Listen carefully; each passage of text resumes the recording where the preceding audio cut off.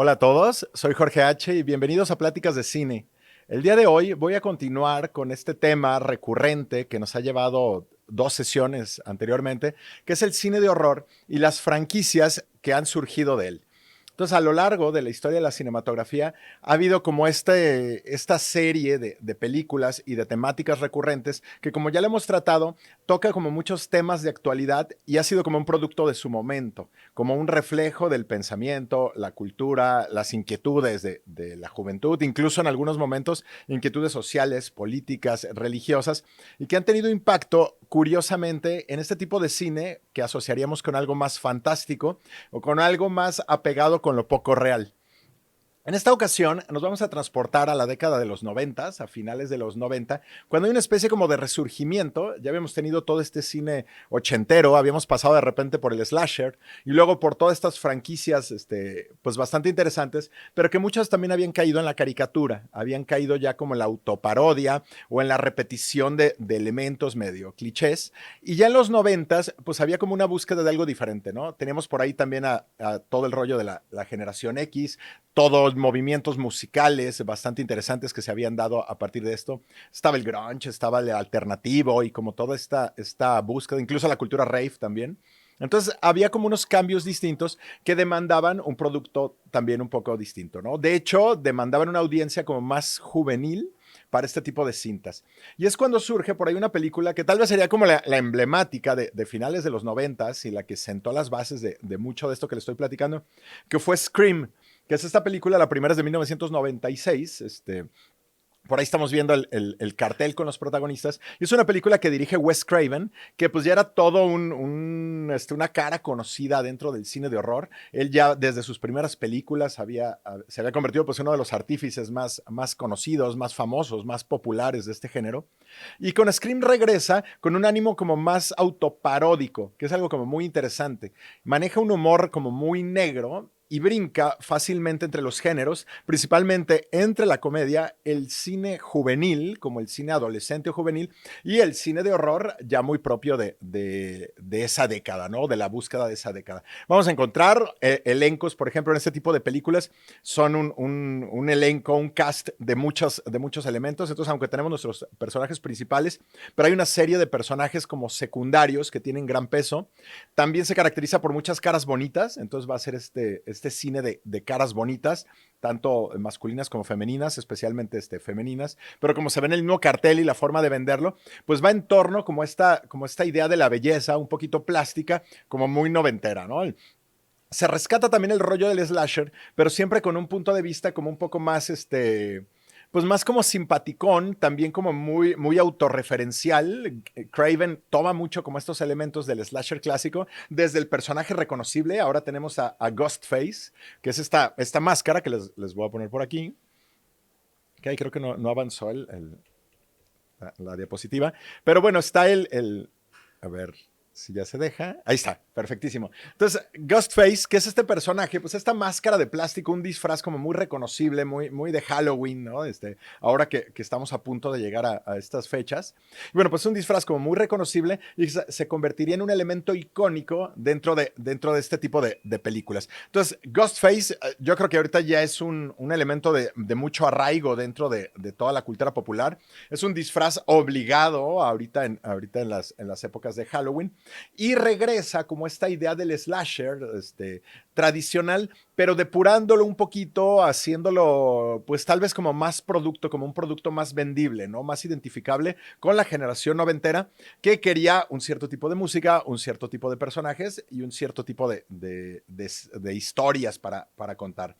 Esta película de Scream, pues comprobó que era bastante famosa y da inicio como a una serie de franquicias juveniles bastante interesantes que se van a dar durante la década de los 90, la segunda mitad de los 90 y durante toda la primera década del año 2000, con elementos muy en común entre todas ellas y repitiendo también estos elencos de varios personajes, caras bonitas, situaciones, si bien un poquito más light que la del cine ochentero, porque aunque hay sangre, no es tan gore como el que habíamos visto anteriormente.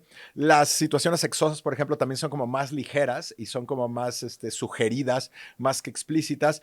Y el ánimo en general, pues de repente cae un poquito hasta en lo telenovelero, ¿no? O autoparódico. Scream nos dio 6 películas. Es más, de hecho, al día de hoy está todavía el proyecto de hacer una nueva. Wes Craven me parece que dirigió las 3 primeras, algo así. Y bueno, pues luego fueron tomando algunos otros. Algunos actores aparecieron, otros desaparecieron, unos regresaron, otro hubo una suerte como de reboot. Pero bueno, pues ha seguido como esta idea del Scream, que luego habría también una parodia, todavía más paródica, que fue Scary Movie, que también ya buscaban burlarse en un ánimo como muy ochentero de estos parámetros o de estos esquemas de cine. Después de Scream, que tal vez lo comento porque es casi como en la punta de lanza, ¿no? Como la película más reconocible. Después hay otra dirigida por Jim Gillespie, por allá de 1996, 97, más o menos, que se llamó I Know What You Did Last Summer, ¿no? O sé lo que hiciste el verano pasado, que es otra película que tiene los mismos elementos, de nuevo, estos elencos de caras bonitas, caucásicos todos, ¿no? Todavía no estaba todo este rollo woke y toda esta búsqueda, pues, de la presencia multirracial en el cine. Entonces, bueno, pues ahora eran puros blancos, bonitos, sexys, ¿no? En general. Es de nuevo estas historias un poquito telenoveleras, mezclaban un poquito de romance, un poquito de otras cosas, y un asesino tremendo, pues, de las sombras, en este caso este asesino del gancho, como un pescador por ahí, ¿no? Que mete un poquito leyendas del folclore y que se basa pues precisamente en las leyendas urbanas, ¿no? Y toda esta serie de cuentos de terror que contamos alrededor de una fogata o en época de Halloween y que están hechas como para asustar, ¿no? I Know What You Did Last Summer, fueron fue la película original, más otras 2 secuelas, donde sí se buscó de cierta manera preservar como este ambiente hasta medio camp, ¿no? Porque siempre era como medio chistosón, medio camp, como que se está burlando, como que no se toma realmente en serio, aunque sí y no, pues, ¿no? Es una cosa como muy, muy chistosa y que también fue sumamente exitosa, ¿no? Incluso hace poquito, me parece que el año pasado, salió una serie por ahí en Amazon Prime, también como queriendo de cierta manera, pues rebotear, ¿no? O volver o actualizar esos contenidos y traerlos ahora a una audiencia más del siglo XXI. Después, dentro de ese mismo estilo, está por ahí, bueno, hubo muchas más, hubo varias franquicias exitosas, pero otra de las más exitosas y que nos dio también para 4 películas fue Urban Legend, ¿no? O Leyenda Urbana, que de nuevo rescata toda esa idea de estas historias que les platicaba de fogata y de ponerte la linterna aquí abajo, ¿no? Y todo este tipo de cosas muy de época de Halloween, y que de nuevo son estas historias que de repente, a través de la repetición, se materializan, ¿no? Entonces, bueno, Urban Legend todavía es más light. Yo creo que es todavía inferior a la anterior, a I Know What You Did Last Summer. Pero sigue siendo como un producto interesante de consumo. Gustó mucho en los jóvenes y bueno, pues dio para 4 secuelas, ¿no? Y para otra franquicia. Después de esto, hay un fenómeno muy interesante en el cine, porque la gente se empieza a cansar de estas franquicias. El repetir, el repetir, el repetir contenido, el ver exactamente lo mismo, el caer ya como en esta burla o en este afán autoparódico. Y entonces puso como una especie de limbo o de stand-by como el cine tradicional de horror. La típica de que decían, oye, ¿te asustó? Ya ibas al cine a ver la película y decían, ¿te asustó? No, pues ya no asusta, brinqué 2 veces. Y entonces realmente ya la calidad, la creatividad de la película como tal se reducía a ciertos elementos cinematográficos como muy reconocibles, como el alargar el tiempo de una escena, como un cierto encuadre, con una cierta iluminación oscura, ¿no? Que ya nos imaginamos lo que va a suceder, o que el típico jump scare, que lo podían lograr por medio de la edición o por medio de la música principalmente, donde ya nos iba preparando para el susto, ¿no? Entonces ya el valor de la película era cuántas veces brincaste del asiento. Entonces realmente pues se había devaluado un tanto todo este estilo que pues había comprobado ser uno de los más exitosos e interesantes e incluso creativos pues en la historia de la cinematografía. Es como en este contexto, cuando ya en el 2000, partiendo después del 2010 aproximadamente, el cine de arte voltea a ver el cine de horror. Y muchos cineastas considerados como serios, pues, como me viene a la mente de Lars von Trier, por ejemplo, ¿no? O algunos más, empiezan a experimentar ya con el cine de horror y están buscando darle como un contrapeso o una variante a todas estas propuestas ya mucho más artística. Entonces ya tiene que ver más la sugestión, mucho más que lo obvio, pues, o que el mero jump scare. Se busca como mucha más creatividad desde la puesta de escena, desde el montaje, desde el sonido, y las temáticas se empiezan a ampliar para no caer siempre en el slasher o en la trama juvenil o en esta idea también como muy, de repente muy moralista del castigo, ¿no? Entonces de que tú vas a hacer una transgresión o algo malo, te drogas, te desnudas, te haces cualquier cosa mala, buleas a alguien, en lo que sea, y luego ya va a venir este espíritu vengador a desquitarse, ¿no? Que es también esa recurrencia de estas temáticas que los habían alejado, pues, de esa misma libertad creativa. Es también en ese contexto cuando algunos nuevos cineastas empiezan a presentar propuestas muy innovadoras. Y entre ellos esta compañía norteamericana, la A24, que ha tomado bastante realce en los últimos años o bastante importancia con este cine como indie y con estos nuevos realizadores. Y ellos, los A24, encuentran en el cine de horror como un nicho muy interesante. Y producen varias cintas que se han convertido como emblemáticas al día de hoy, ¿no? Muchas de estas cintas que les platico, que revuelven de cierta manera todo el rollo como muy artístico con el rollo pues del horror tradicional o los cánones del horror tradicional, les voy a platicar ahorita algunos ejemplos que en lo personal me gustan mucho y creo que de cierta manera sentaron las bases a este movimiento que sigue sucediendo al día de hoy y que el cine de horror que estamos viendo al 2022 tiene mucha influencia de lo que ha sucedido en estos últimos 10 años. Una de ellas es una australiana, una película pues, realmente pequeña, dirigida por una chava, que me gusta mucho la idea de que ya las mujeres están haciendo cine de horror, y un cine de horror de excelente manufactura, y desde un punto de vista, desde una óptica como más femenina, con una sensibilidad bastante especial, que se aleja de la violencia básica que normalmente atribuimos al cine dirigido por hombres, ¿no? Que se va más por la violencia, más cliché o por la explicitez, y el de las mujeres empieza a ser como mucho más psicológico y más basado como en ciertas obviedades que de repente no resultan tan obvias y que lo hacen como más matizado y más interesante.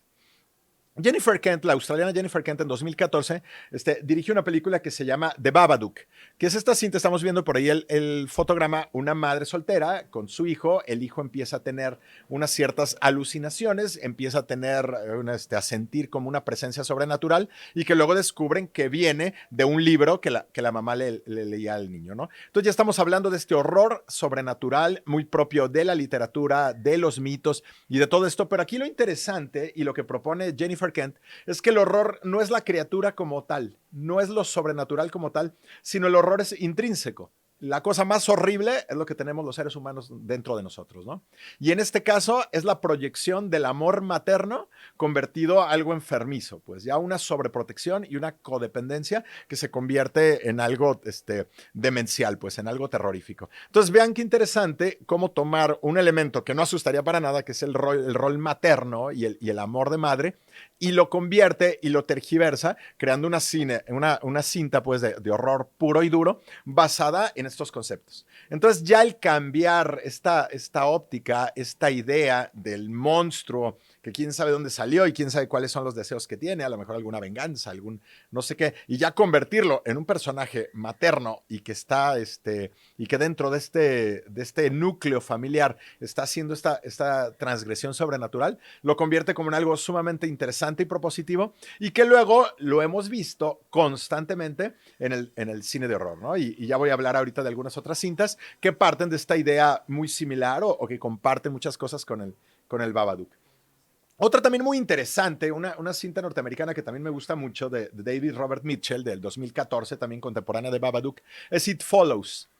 It Follows es una cinta que surge como de ese clásico cliché de cine de horror norteamericano que les platicaba, donde si te portas mal o haces algo malo vas a tener un castigo, ¿no? Y entonces en este caso es una presencia maligna que a las personas que tienen de forma irresponsable relaciones sexuales los va a perseguir y los va a exterminar. Y es una especie como de virus maligno o de maldición que se contrae de forma sexual y que los va persiguiendo. Entonces lo que parece como una idea absurda y parece una idea como muy moralina, podría ser, si esto fuera en los 80s, podría ser el SIDA, por ejemplo, ¿no? El fantasma pero la forma en que este señor, en que Robert Mitchell hace esta película y toma una idea que a lo mejor puede parecer ridícula o puede parecer un poco absurda en nuestra época, lo convierte realmente en un material de reflexión y un material que nos genera situaciones verdaderamente horríficas, ¿no? Horroríficas.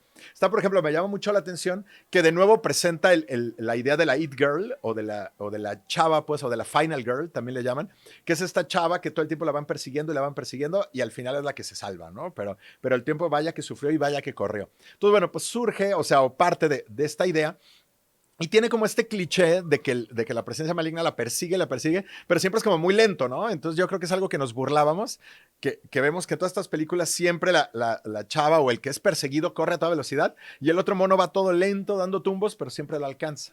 Aquí lo interesante es que It Follows juega con esa idea, pero lo convierte en una idea creo que mucho más macabra y perturbadora, y es de que tú no puedes escapar de tu destino. Entonces, en este caso, por más que quieran huir, por más que quiera correr y se vaya a toda velocidad y el otro vaya bien lento, siempre lo va a alcanzar hasta que no traspase esa maldición a alguien más, lo cual también lo hace muy perturbador porque tú sabes que la otra persona va a sufrir y que la otra persona va a morir. Y tú, con tal de salvarte, eres capaz de pasarle eso. Entonces ya los conceptos que explora Mitchell van más allá del mero horror que no se cuestiona. Ya llega a un horror donde tú de forma consciente estás buscando el mal a alguien para librarte tú de ese problema. Y es donde ya empezamos como a ampliar los horizontes y las posibilidades del cine de horror, no quedando meramente en una leyenda o en una maldición o en una mala suerte o en cualquier otra cosa, sino convirtiéndolo en algo mucho más real. Y por ser real, lo convierte en algo perturbador. Ya dentro de estos nuevos cánones que les estaba platicando del cine y de estas nuevas propuestas, quiero enfocarme para continuar con esta charla con 5 directores contemporáneos que yo considero que son los que están haciendo las cosas más interesantes al día de hoy dentro del cine, que están proponiendo o están realizando propuestas más interesantes y que 3 de ellos, incluso, bueno, sí, 3 de ellos se han metido ya al rollo de la franquicia, donde han hecho una serie de películas o de series que han sido replicadas varias veces, que han tenido como sus variantes, han tenido incluso sus remakes o sus offshoots o cualquier otra cosa y han resultado ser muy novedosos o muy propositivos. Dentro de estos 5, yo creo que los 5 son muy distintos, cada uno ha hecho como su estilo muy particular o ha delineado un estilo bastante particular y se los quiero platicar ahorita así como muy rápido para ver cuál les gusta, cuál les llama la atención y cuál pueden correr a buscar al terminar esta plática, ¿no? El primero es Mike Flanagan. Flanagan empieza haciendo cine como mucho más indie. De hecho, su primera película se llama Absencia del 2012 y es la que estamos viendo aquí. Es una película hecha con muy pocos recursos, pero que ya empieza a explorar algo que Flanagan ha sabido hacer de una forma maravillosa durante sus películas, que ya tiene varias películas bastante exitosas, desde lo más indie hasta Doctor Sleep, que ya es una superproducción que busca, digamos, de cierta manera continuar todo el Shining, el resplandor de Kubrick, pues, o la novela de Stephen King. Y entonces, bueno, Flanagan ha ido como perfeccionando y mejorando pues su estilo, pero siempre, y una de las características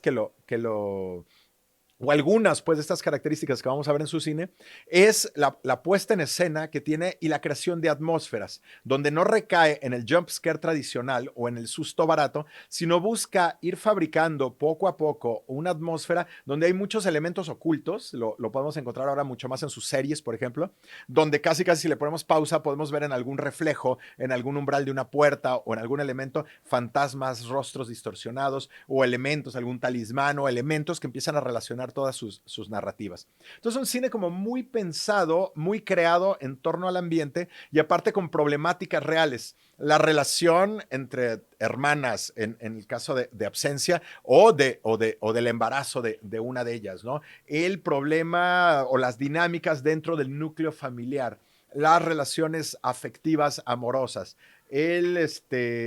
el conflicto religioso y el fanatismo con las religiones, ¿no? Las religiones mal llevadas, incluso al grado de justificar lo malo por un bien común. Entonces son temáticas que Flanagan ha ido desarrollando de forma muy exitosa a lo largo de su cine y ha sido muy evolutivo porque Absencia, aunque es una película que es muy indie y a mí se me hace bastante interesante, pero se sigue sintiendo todavía como un poquito en pañales, ¿no? Como apenas nos mostraba un poco de lo que puede hacer Flanagan.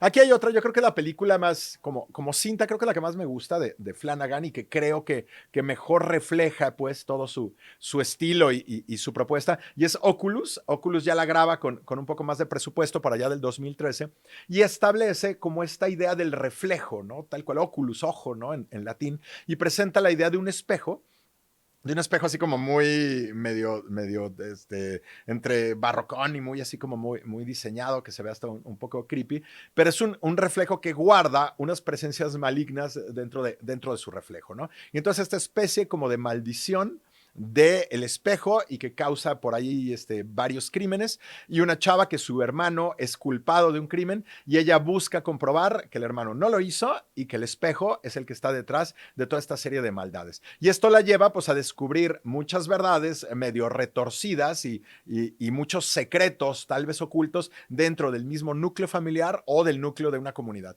Entonces está bastante bien logrado lo que hace con Oculus. Además las actuaciones son mucho más meritorias. Ya creo que ya toma esa distancia con Absencia, que se sigue sintiendo todavía una cinta como muy indie, como muy de bajo presupuesto, donde de repente la puesta en escena, si bien está el ojo de Flanagan y su buen talento para el encuadre, pero se siente que todavía hay algunos cabos sueltos, hay cosas que perfeccionar. Oculus ya es mucho más redonda, ya nos muestra muchas cosas que lo vamos a ver en sus series, que ahorita les voy a comentar un poquito cuáles son las series que ha hecho este señor y que pueden encontrar principalmente en Netflix. Tiene por ahí un trato con ellos de desarrollo de productos. Y bueno, pues juega de forma muy eficiente con este horror sobrenatural de tintes psicológicos. Otra película que también es muy interesante de Flanagan, que si bien se aleja del rollo sobrenatural y todo este rollo, o todas estas temáticas sobrenaturales, y se mete más como el slasher, es Hush, donde es la típica película como de Gato y el ratón, donde pone una protagonista femenina que es sorda y tiene un psicópata que se le mete a su casa y que pues la quiere asesinar, ¿no? Y que al principio, por ejemplo, en una de las primeras escenas comete un crimen este hombre y está sorprendido porque ella no reacciona ante el crimen. Ya después se da cuenta que no reacciona porque no lo puede escuchar. Entonces esto genera una serie de situaciones como del gato y el ratón, donde a veces el perseguido es el perseguidor y donde los roles, tanto del malo como del bueno, de repente cambian de lugar de una forma muy creativa, ¿no? Entonces creo que Hush es como esta película bastante interesante, bastante creativa, donde juega con los cánones tradicionales del cine slasher y los revuelve y los deconstruye a su antojo, ¿no? Que es otro punto como muy interesante. Flanagan, después de hacer estas cintas, brinca a hacer ya el Doctor Sleep, que es esta adaptación de Stephen King, donde parte pues del The Shining o del Resplandor de Stephen, digo, de Kubrick, que como dato curioso es una película que no le gustó a Stephen King y que él considera, a pesar de que está considerada una de las mejores películas en la historia del cine de horror, por ejemplo, y que es del señor Kubrick, pero Stephen King considera que no se honró, pues, y que no se respetó su libro, y como buen escritor, pues no quedó satisfecho del todo con el resultado y con las licencias que se tomó Kubrick. En el caso de Flanagan queda mucho más contento el señor King con el resultado, y Flanagan de cierta manera es como más respetuoso del texto original, pero manteniendo como sus constantes estilísticas, sus constantes visuales, que cada vez son como más latentes y los podemos encontrar más en su obra, y además toma como muchos elementos de Kubrick de una forma como muy respetuosa y como muy interesante. Entonces, en lugar de hacer una obra que busca negar, digamos, el Shining de Kubrick o busca parodiarlo, se convierte como una continuación bastante loable, ¿no? Creo que no llega al nivel de Kubrick, pero es un trabajo bastante meritorio y que habla de nuevo de la ascendencia de Flanagan como uno de los grandes creadores del cine de horror actualmente. Luego Flanagan brinca, tiene, como les platicaba, este trato con Netflix de desarrollo de productos originales, en el cual muchas de estas series, todas las crea Flanagan. Algunas las escribe, otras las adapta y algunas las dirige y en otras simplemente dirige algún capítulo por ahí, pero que han sido muy bien recibidas por la crítica y muy bien recibidas por la gente, que es otra cosa como muy importante. No necesariamente el gusto de la crítica emparenta con el gusto popular. En el caso de las series de Flanagan lo ha hecho de una forma muy exitosa y creo que la más lograda o la que más me gustó es The Haunting of Hill House, que fue la primera que hizo, y donde de nuevo toca como esta temática de horror, pero basándose en el núcleo familiar y basándose en un grupo de hermanos, padre y madre. Muere la madre, ¿no? Regresan a la casa, pues, donde se criaron, y empiezan a revolver entre recuerdos, entre sentir presencias, entre encontrar fantasmas, pero todo es como un pretexto para explorar la psique de los personajes y explorar todas estas dinámicas que tienen, e incluso a poder liberarlos, ¿no? Es una forma como de expiar las culpas, como de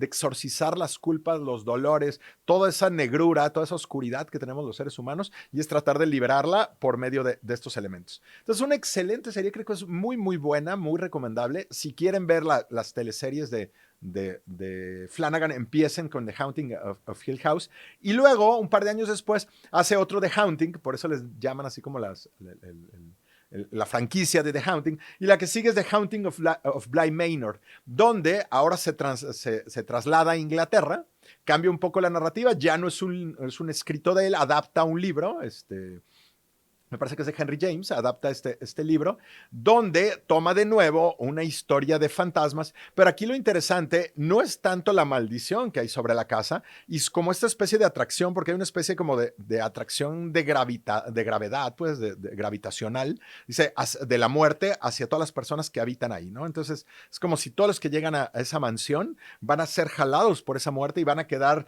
irremediablemente atados a estar viviendo como fantasmas dentro de sus confines, ¿no? O de sus perímetros. Entonces es un elemento como muy interesante lo que propone. Voltea a ver mucho el cine de horror clásico, o sea, nos recuerda, por ejemplo, The Innocents, o nos recuerda como otras, las tradicionales películas de los 40s o 50s de fantasmas, de casas embrujadas, de posesiones, etcétera. Pero al final lo que le interesa a Flanagan son las dinámicas del amor, ¿no? Y es las diversas formas de encontrar el amor, y cómo el amor puede sobrepasar cualquier susto, cualquier maldición, cualquiera de estas cosas negativas o demoníacas, ¿no? Entonces, bueno, de nuevo, tanto Hill House como Bly Manor fueron bastante exitosas, y hace una tercera serie, Midnight Mass, que también es muy interesante, y ahora pone el ojo Flanagan en algo que él conoce muy bien, que es la religión católica. De hecho, por allá cuentan que Flanagan fue altar boy, fue monaguillo de niño, pues,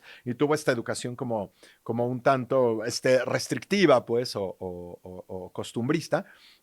Y bueno, pues él toma como pretexto, pues, el horror de nuevo, en este caso una suerte como de horror vampírico, y de chupasangres y de criaturas de la noche que vivan para siempre y todo, para hacer como una disección del pensamiento religioso y de criticar como todo este fanatismo, que de hecho las religiones pues no son malas, ¿no? El problema es cuando nos enfermamos de ellas, o cuando los usamos como un vehículo para obtener poder o manipulación, o para sentir una autoridad moral, o todas estas cosas que ya empiezan como a romper o a destruir o a tergiversar los valores muy puros, ¿no? De estas ideas, que a fin de cuentas una religión lo que busca pues es querer explicar quiénes somos y hacia dónde vamos. Al momento en que empiezan a entrar toda esta serie de factores y a justificar el mal por un bien común, pues se puede convertir en algo terrorífico. Entonces, esa propuesta de Flanagan creo que puede resultar hasta polémica, pero es muy, muy, muy interesante.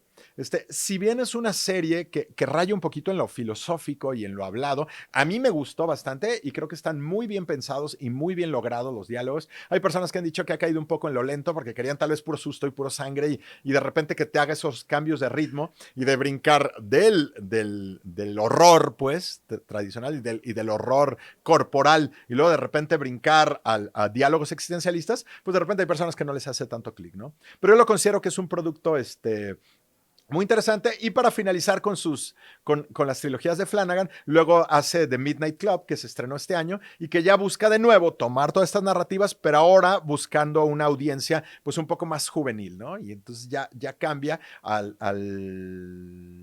pues a tratar de adecuarse mucho más a esta época y a las tendencias de consumo, siempre respetando pues su estilo tan peculiar. Entonces, Mike Flanagan, número 1 de los directores a tomar en cuenta, ¿no? Y que les recomiendo bastante.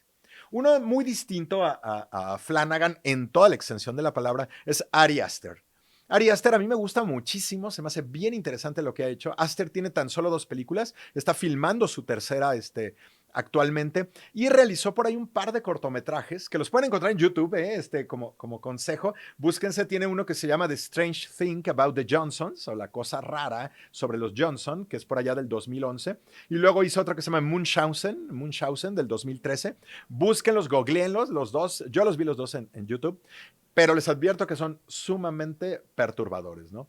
Ambos parten de situaciones, pues como tradicionales, ambas del núcleo familiar, ¿no? La de los Johnsons, como una familia bonita de clase media alta afroamericana, papá, mamá, hijo muy exitoso, todo parece que es color de rosa, pero resulta que hay secretos sumamente terribles y perturbadores dentro del núcleo familiar. No se los spoileo, pero es tremendo y es una vuelta de giro a todo este rollo de los abusos, de los roles de poder, de la represión y el horror psicológico y todas estas cosas terribles que pueden suceder bajo el tapete, pues, o dentro de las cuatro paredes de una familia que pareciera tradicional, bonita y perfecta norteamericana. Entonces, tremenda, es desgarradora. No se toca el corazón a Ari Aster para contar sus historias. Es tremendo, pues, y puede destruir y hacer sufrir a sus personajes como se le dé la gana.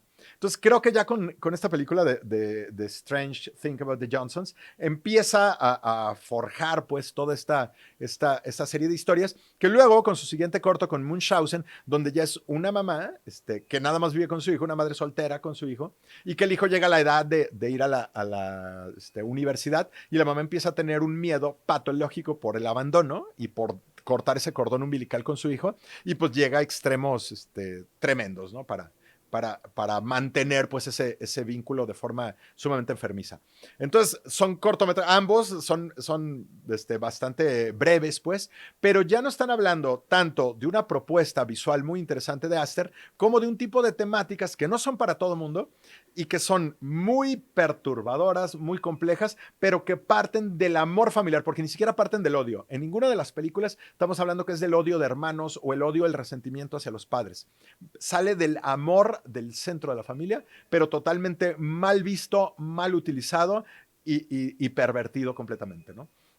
Bueno, debuta Ari Aster por allá del 2018, una película que a mí me encanta. Yo creo que es una de las grandes películas de horror, no solamente del siglo XXI, sino de toda la historia del cine, y es Hereditario o Hereditary, que es una gran película de horror, que de nuevo nos vamos al núcleo familiar, y es una ama de casa que hace maquetas y hace una especie como pues sí, con todo hace como este tipo de maquetas como más artístico, donde va colocando personajes y son como recreaciones de la vida diaria. Vive con un esposo, al parecer exitoso, amoroso, tiene dos hijos, un niño y una niña, parece que todo va muy bien, pero de repente una serie de cosas sobrenaturales, una serie de elementos, de apariciones, de maldiciones, etcétera, empiezan a trastocar toda esta perfección familiar y empiezan a rayar en el horror más terrible, ¿no? ¿Y cuál es el peor de los horrores? El que se encuentra dentro, de nuevo, de lo que menos nos debería de preocupar, que es nuestra casa y es nuestra familia.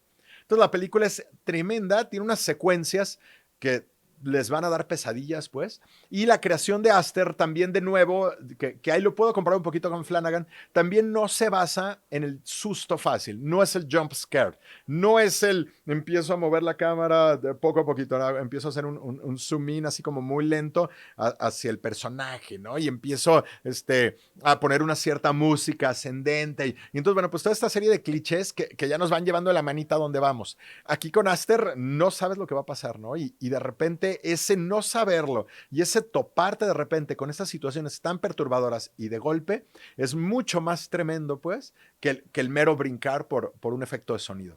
Entonces, esta construcción de atmósferas apremiantes, ya el último tercio de Hereditary ya es tremendo, ¿no? Ya le estás viendo y te tapas los ojos y ya te quieres quitar y ya estás incómodo. Y es una película que se queda contigo además. Independientemente de que si el final a uno no les gustó y a otro les gustó, a mí sí me gustó, no lo spoileo, pero hay personas que no les encantó tanto, pero creo que este terror dentro del núcleo familiar está perfectamente bien logrado con Aster, retoma un poco lo que les había comentado de Babadook o de otras cintas y lo potencia al máximo, ¿no? Además, creando uno de los mayores éxitos de la A24, ¿no? Esta compañía que les comentaba, y casi gracias a Hereditary se empieza o una parte de la producción de esta compañía se empieza a ir hacia el cine de horror, ¿no? Ya después veríamos Relic o Saint Maud o The Witch o muchas otras, ¿no? Que les voy a ir platicando. Aster, pues obviamente hace en 2018 esta película y todo el mundo quiere ver qué es lo que sigue, ¿no? Y con qué va a continuar este hombre. Y él dice, voy a hacer ahora otra película de horror, ¿no? Entonces la voy a continuar y casi termina Hereditary y empieza a hacer su siguiente cinta, pero ahora la anuncia como que es una cinta de horror que no va a radicar en la oscuridad, que es algo de entrada como muy, muy peculiar, ¿no? Yo creo que ya como característica básica del cine de horror de cualquier latitud, ¿no? Si nos vamos del cine nórdico al japonés, al J-horror, ¿no? O al norteamericano o al alemán, ¿no? Desde el expresionismo, siempre se caracterizaba de ser un cine filmado en las sombras, basado en los claroscuros, en los contrastes entre luz y oscuridad, en lo que no podemos ver y se nos sugiere. Entonces, siempre tiene mucho que ver con esta oscuridad. En el caso de Aster, dice, yo voy a hacer una película que tenga mucha luz y mucho color, ¿no? Y es cuando llega con Midsommar, que es una película sobre una pareja que decide, ir a pasar pues unos días a los países nórdicos, a una celebración bastante peculiar, bastante costumbrista, basada en flores y tradiciones campiranas y como en este folclore antiguo. Lo que no saben ellos es que es una serie de cosas completamente perturbadoras, sobrenaturales, brutales y que va a marcar pues un punto de no regreso dentro de estas personas. Entonces la película es una cinta de horror tremenda, apremiante, de nuevo construida en torno a atmósferas, y que ahora va a girar en torno al rompimiento, que es algo que hace muy interesante Aster, ¿no? Si ya había tomado el núcleo familiar, ahora se va a poner su ojo en las parejas. ¿Y qué pasa cuando hay un rompimiento en una pareja? Cuando ya las dinámicas no son las más sanas, ya no es lo más chido lo que está pasando entre uno y otro, y de repente surgen esas codependencias, surgen esos rencores, surgen como todas esas manipulaciones que de repente se dan, y como algunos toman el rol de víctima y otro de victimario dentro de esa relación, ¿no? Y entonces como alguien que puede ser, o que se supone que es alguien que debes de querer o amar, se convierte tal vez en tu peor enemigo, ¿no? Entonces, bueno, pues todas esas ideas las presenta muy interesante Aster, lleno de color. Vean nada más, este fotograma creo que es sumamente interesante y sumamente perturbador por lo mismo, ¿no? Dentro de el color que lo asociamos directamente con felicidad y con todo, no sé qué, y el personaje realmente está a punto de ebullición y está a punto de explotar física y psicológicamente, ¿no? Entonces es otro punto muy interesante y que nos lleva pues a valorar todo el arsenal que puede tener Ari Aster, expresivo y creativo para sus películas. Hay otro cineasta contemporáneo de Aster y que también filma sus cintas para A24, que por eso de repente los comparan mucho, aunque a mi punto de vista no tiene nada que ver en cuanto a estilo y en cuanto a desarrollo. Es Robert Eggers. Robert Eggers también se hizo famoso haciendo por ahí algunos cortometrajes. Tiene otro que también pueden encontrar en YouTube, que es su versión muy peculiar de Hansel y Gretel, que es como este corto prácticamente mudo, a blanco y negro, bastante peculiar, muy, muy bueno, pues. Y bueno, pues Eggers voltea en 2015 al cine como de horror, todo lo que le llaman el folk tale, o estas historias tradicionales que muchos de los primeros migrantes que se fueron de Inglaterra, de Irlanda, de Escocia, de todo este Reino Unido, ¿no? Gales, que se fueron a los Estados Unidos y que traen todas estas leyendas y traen todas estas ideas y estas tradiciones a un territorio nuevo e inhóspito que también va a propiciar muchas más de estas leyendas tradicionales. Entonces, todo este horror folk, que realmente hay hasta un género, ¿no? Podemos encontrar mucho en el cine inglés, por ejemplo, de la década de los 70, muchas de estas películas que hablan sobre pequeñas comunidades rurales, sobre fanatismo, sobre presencias sobrenaturales, etcétera. Entonces es un tema como muy recurrente. Entonces, bueno, pues toma estas ideas Eggers y lo lleva como este contexto de siglo XVII, siglo XVIII, que es apenas en la fundación de todas estas comunidades, ¿no? Estas comunidades de peregrinos que tienen un fuerte fervor religioso, que tienen como unas costumbres bastante limitantes, de repente como bastantes castrantes. Y bueno, pues hay una familia que no está tan de acuerdo con todo ese costumbrismo y deciden irse a vivir al bosque y fundar ellos mismos su propia comunidad. Aquí Eggers también introduce otro elemento que es como que me llama mucho la atención porque ya lo hemos visto con otros cineastas de arte como Amat Escalante o como Lars von Trier, donde proponen, o Andrzej Zulawski también ahorita me viene a la mente, donde proponen pues que la maldad y que el anticristo y que el horror no es un personaje demoníaco, pues no es nada, sino es la naturaleza. Entonces, que la maldad que existe es el mismo mundo y es la misma naturaleza rebelándose contra los seres humanos. Entonces, creando como estas oposiciones donde el bien es natural, pero el mal también es natural. Y son como este equilibrio de fuerzas existentes y en medio de las cuales habitamos los seres humanos. Entonces, jugando con ese concepto del caos y el bosque, en este caso, como un medio de disrupción, un medio de maldad, Eggers propone el horror por medio de las brujas que habitan los bosques, que hacen estos rituales de matar, robarse bebés y matarlos, bla, bla. Y mete también este personaje que lo estamos viendo ahí en el fotograma tremendo, ¿no? Que es el Black Phillip, que es esta cabra que camina en dos patas y que obviamente pues es una representación del demonio, ¿no? Es una representación histórica. Y luego juega con los niños, entonces los personajes que aparecen son un adolescente y dos niños, y los niños cantan y tienen estos cantos como infantiles, muy de escondidillas o todo esto, pero que tienen un trasfondo completamente demoníaco, tremendo, de invocación, y luego el personaje del Philip, y luego el personaje de las brujas que deambulan desnudas por el bosque. Entonces realmente la cinta va creando un clima completamente sofocante, completamente asfixiante, que de nuevo, y esto sí lo comparo un poquito con Aster, en lugar de buscar el susto fácil o el jump scare, van creando atmósferas opresivas que terminan pues por tenernos sobrepasados, ¿no? Entonces, tal cual. De repente podría ser hasta un poquito lo que años atrás se hizo con The Blair Witch Project, ¿no? Con la película de la bruja de Blair, donde de nuevo se sitúa el bosque, la naturaleza, las leyendas, las brujas, etcétera, para lograr como este horror tremendo, pues. Entonces, The Witch se convirtió como una película emblemática de la A24, al lado de Hereditary, son las que sentaron como las bases del desarrollo de todo este cine de arte, de horror, pero que también le gusta a las masas y que también ha demostrado ser bastante popular y exitoso.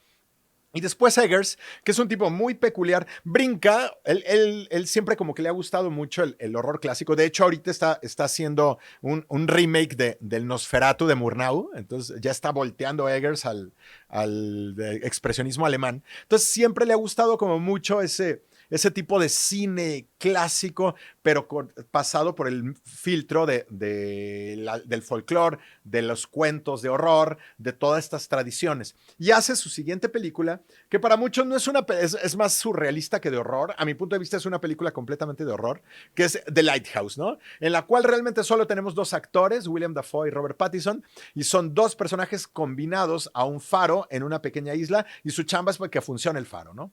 Eggers, filma la película con todos los cánones del horror tradicional, con un estilo incluso muy reminiscente del expresionismo alemán, claroscuros, blanco y negro, contrastes bastante fuertes de luz y sombra. La misma música, así como muy puntualizada, la misma edición. Entonces el estilo nos remite mucho como al expresionismo alemán, ¿no? O horror muy clásico que lo podemos situar en los 20s, en los 30s. Entonces parte de eso, y es una película que explora la locura. Entonces por un lado explora de nuevo los mitos de los marineros, ¿no? Y todas estas personas que pasan muchísimo tiempo confinados en la soledad, conviviendo con otros hombres, lo cual de repente genera muchas dinámicas o de tensión sexual, o de poder, o de violencia, o de odio, o de codependencia. Entonces, bueno, pues de repente muchas cosas no tan sanas y que también en otros casos lleva a alucinaciones, llega a alcoholismo o lleva a paranoia. Entonces, hurgando en toda esta psique y en lo más oscuro y en lo más recóndito de la cabeza de estos dos personajes, entreteje una historia que tiene que ver con mitos, que tiene que ver de repente con sirenas, con monstruos marinos, con locura, y donde de nuevo el enemigo a temer y lo más terrible, pues somos nosotros mismos, ¿no? Son los mismos seres humanos. Por ahí Eggers da un brinco diferente y este año hace The Northman, que es una película épica de vikingos, que a mí me gustó bastante. Creo que es una de las grandes películas de este año, y por allá cuando haga mi lista de lo mejor o de las películas que más me han gustado, estoy casi seguro que va a aparecer. Por lo menos hasta ahorita está en los primeros lugares. Y donde se aleja un poquito del cine de horror, en teoría, Eggers, pero la misma violencia, los mismos mitos tradicionales, en este caso ya los mitos vikingos, pues, y todo el rollo alrededor del Valhalla, incluso las secuencias finales, de nuevo crea una película que podríamos hablar que es de horror, ¿no? Entonces técnicamente podría ser algo más como de una épica histórica de acción, incluso muy violenta, pero también tiene muchos elementos dentro de este horror sobrenatural, mitológico, ultraviolento que nos ha ido recetando Eggers a lo largo de los años. Entonces, bueno, pues otro director a tomar en cuenta, Robert Eggers, con sus cintas. Y ahora brincamos a Jordan Peele, que Jordan Peele también me gusta bastante. Y Peele es un caso muy, muy peculiar, porque a diferencia de Flanagan, de Aster o de Eggers, que es gente que toda su vida han hecho horror y que le encanta el horror, Jordan Peele es comediante y él se hace famoso haciendo comedia como actor y como desarrollador, y lo mismo hace sus sketches, que ha aparecido en programas y es actor, pero es un comediante. Entonces, cuando Jordan Peele en el 2017 dice, voy a brincar al cine, todo el mundo pensó que iba a ser una comedia, ¿no? Y brinca y resulta que no es una comedia, es una cinta de horror. Y aparte es una cinta de horror donde parte de una forma muy inteligente, muy bien pensada, y muy propositiva del racismo. Entonces, lo que quiere Peele es como, pues evidenciar, ¿no? O es como mostrar todo el racismo que en teoría ya no existe, pero que está súper latente, el racismo a nivel mundial, pues es tremendo, ¿no? En especial contra los afroamericanos, porque Jordan Peele es afroamericano y es lo que le ha tocado vivir. Entonces, quiere hacer este cine como muy de abrir los ojos, muy de denuncia, muy de hablar de toda esta problemática, este rechazo, este odio por las diferencias de piel, pues, a las diferentes raciales, pero en lugar de hacerlo obvio y caer en lo mismo, y en lugar de ser otro Spike Lee o otro más que caen como en los mismos vicios, pues, y a veces lo que quieren denunciar terminan haciéndolo, ¿no? Y denuncian ser racistas y terminan haciendo un cine muy racista, por ejemplo. Entonces, en lugar de querer caer en eso, Peele lo mueve, lo disfraza de un cine de horror, de un cine de entretenimiento, pero que tiene un trasfondo bastante inteligente y bastante pensado. Entonces, el cine de Peele, por un lado, es muy intelectual, muy pensado, de fuerte denuncia social, y por el otro es muy entretenido, muy divertido, y juega con los cánones, no solamente del horror tradicional, sino del entretenimiento.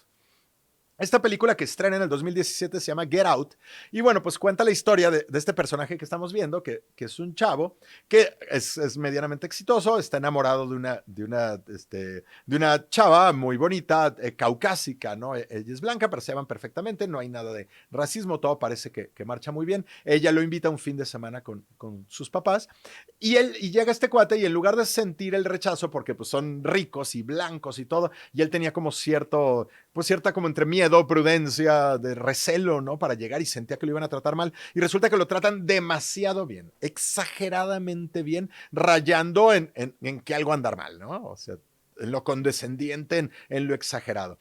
Y se empieza a dar cuenta también que hay muchas personas afroamericanas que habitan dentro de este círculo de la familia y de los papás de esta chava, pero que parece que algo anda mal, ¿no? Porque no se comportan como afroamericanos tradicionales, no parece como si estuvieran como hechizados o robotizados o algo muy raro. Y bueno, pues conforme va avanzando la película, vamos descubriendo cosas sumamente perturbadoras, que ya entran a los terrenos de lo sobrenatural y del horror. Entonces, de esta manera, y sin negar además, porque otra cosa que me gusta de Peele es que puede estar haciendo estas cosas bastante perturbadoras, bastante fuertes, y de repente avienta, como que no quiere la cosa, elementos de comedia, ¿no?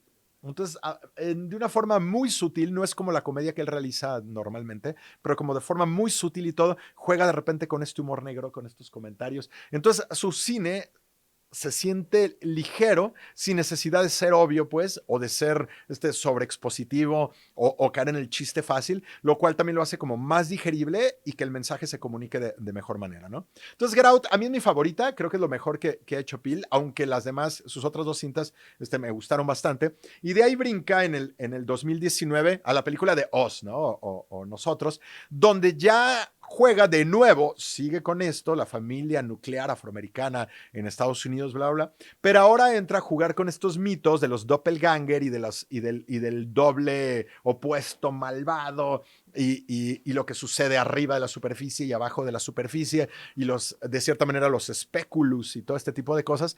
Entonces juega muy interesante con este horror también, que de nuevo es un horror interno, que es un horror como un reflejo de quiénes somos y del lado oscuro que tenemos todas las personas.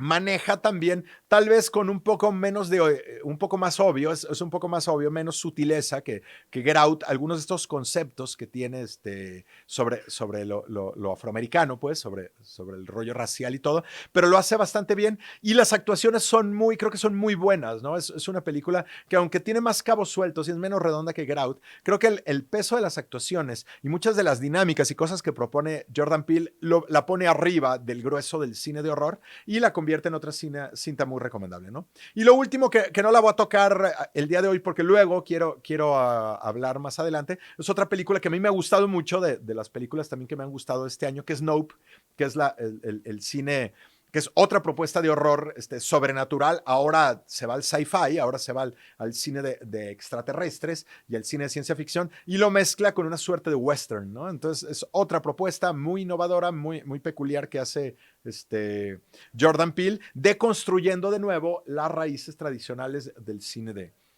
de horror. Y Peele también se ha metido un poquito a la televisión, ha desarrollado un reboot para Amazon de Twilight Zone, o esta serie clásica de la dimensión desconocida, que fue muy famosa desde los 50, tuvo varias temporadas, luego se retomó por allá de los 80s, 90s, y ahora la están retomando de nuevo, ¿no? Me parece que hay 1 o 2 temporadas del Twilight Zone, y el creador, pues es Jordan Peele de nuevo, alargando y expandiendo todas las posibilidades del cine de horror, ahora en el formato del streaming, ¿no? Y ya para terminar con estos cineastas que les estoy platicando del cine de horror y que están sentando las bases, tal vez es el más comercial de los 5 que les estoy platicando. No es tal vez, es el más comercial, pero es el que más dinero ha hecho y el que ha logrado franquicias más exitosas. De hecho, 3 de las franquicias más exitosas en la historia, no solamente del cine de horror, sino del cine en general, están hechas por este señor, ¿no? O sea, 3, imagínense, hay algunos que en toda su vida no hacen una franquicia exitosa. Este señor lleva 3, ¿no? Y le estoy hablando de un cineasta malayo, que luego se fue por allá a Australia y luego se fue a los Estados Unidos, que se llama James Wan. James Wan, yo creo que ya es perfectamente reconocible lo que les estoy enseñando aquí, ¿no? Que es el Jigsaw. Bueno, pues la película con la que se hace famoso, One, que empieza siendo un cortometraje que creo que también lo pueden encontrar en YouTube y que se los recomiendo muchísimo y que se llama igual que la película se llama Saw. Bueno, búsquenlo el documental Y bueno, pues Saw es una película del 2004 donde propone una mezcla como entre el cine, pues de cierta manera el cine gore y el cine slasher, mezclado como con un poquito con el thriller, como medio policíaco, ¿no? Y con una estructura entre como cine de arte y un cine un poco más intelectual.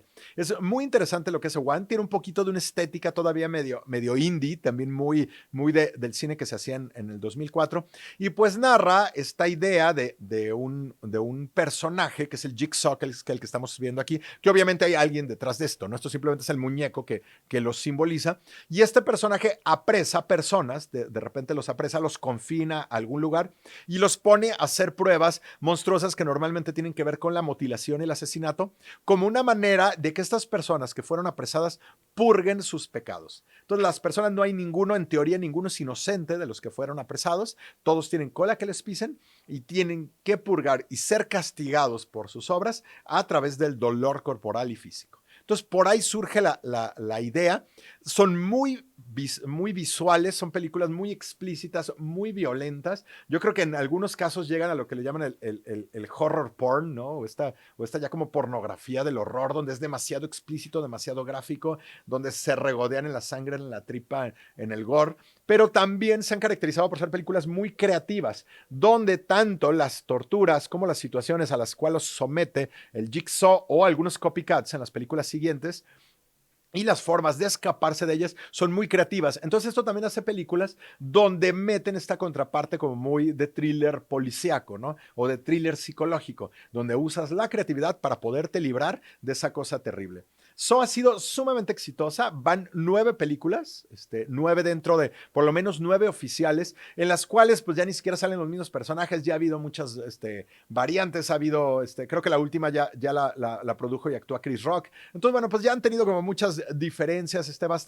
bastante importantes, pero bueno, pues ha dado para 9 películas, lo cual habla de algo sumamente exitoso y además hay muchos productos multimedia. Entonces hay desde cosas plataformas interactivas, hay aplicaciones, hay videojuegos, hay merchandising. Entonces, bueno, pues es un personaje importantísimo y Saw es una de las franquicias más importantes y que más derrama económica han tenido en la historia del cine, ¿no? Entonces, bueno, pues esto habla del ojo, la visión y el talento que tiene James Wan para crear un producto que no, en teoría, no resultaría tan comercial y convertirlo en un objeto de consumo de las masas.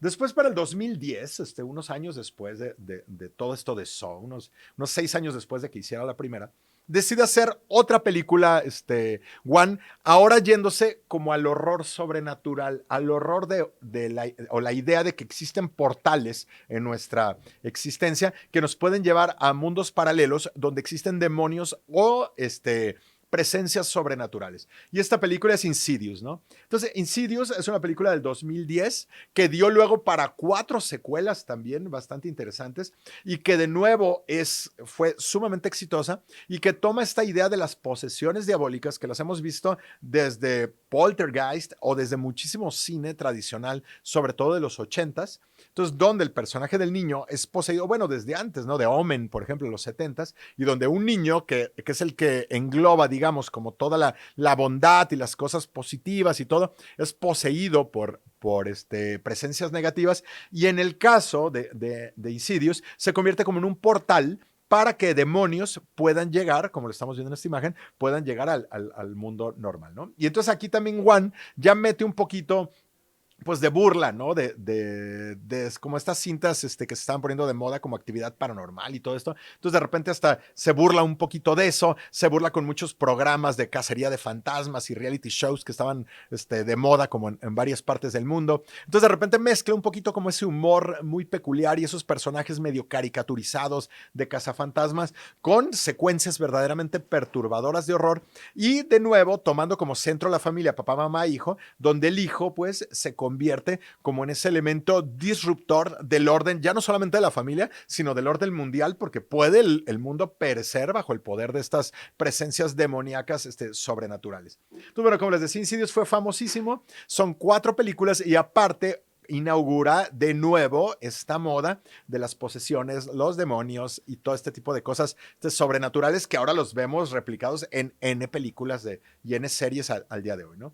Y para terminar con One, o sea, no contento con hacer estas 2 franquicias importantísimas que le derramaron cientos de millones de dólares, pues para 2013 se topa este señor One con la historia de 2 investigadores de lo paranormal, dos esposos, esposo y esposa, los Warren, Ed y Lorraine Warren, que ellos dan pláticas, conferencias y todo por los Estados Unidos y a nivel internacional, que sirvieron de base para películas como El horror de Amityville y algunas otras, entonces, bueno, como personajes muy, muy de la cultura popular norteamericana y que han experimentado y que se han metido mucho a lo sobrenatural y todo este tipo de cosas. Entonces, bueno, pues los contacta One, tiene acceso como a muchos de sus archivos y los ficcionaliza porque realmente no quiere hacer un biopic, ¿no? O no quiere hacer una película que hable sobre estas personas. Quiere tomar como pretexto a la pareja de los Warren para hacer cine sobrenatural. Y es cuando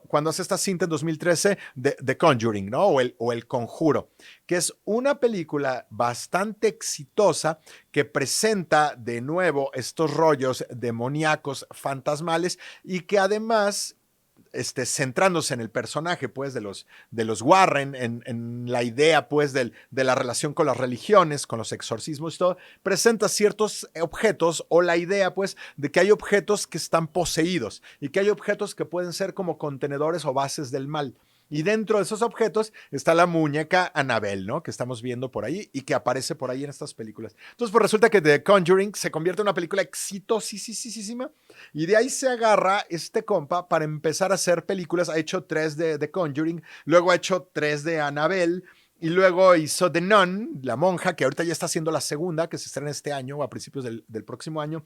Y luego hizo la maldición de la Llorona, ¿no? The Curse of la Llorona. Entonces, bueno, pues ya le valió para hacer 8 películas. El universo ya es un universo fílmico, ¿no? Ya le llaman The Conjuring Universe. Entonces ya es un universo fílmico donde en un tiempo y en un espacio bien acotado pone una serie de personajes que todos van interactuando entre ellos y una serie de objetos que van desarrollando mitos, maldiciones, etcétera, pero todo habitado de eso, ¿no? Entonces es algo como que ahora lo ha desarrollado, por ejemplo, no sé, Marvel o DC con el cine de superhéroes, que crean pues como sus universos, ¿no?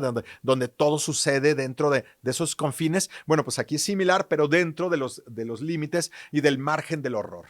Entonces, The Conjuring, pues es una película muy exitosa, muy interesante y que, si bien de una forma más comercial toca todos estos elementos del horror, pero ha demostrado pues, que el horror sigue siendo un género sumamente importante, sumamente taquillero y del gusto popular, y que ha dado para 8 películas y vienen 2 o 3 más dentro de este universo fílmico, ¿no? De este universo fílmico, más las que se acumulen de otros géneros.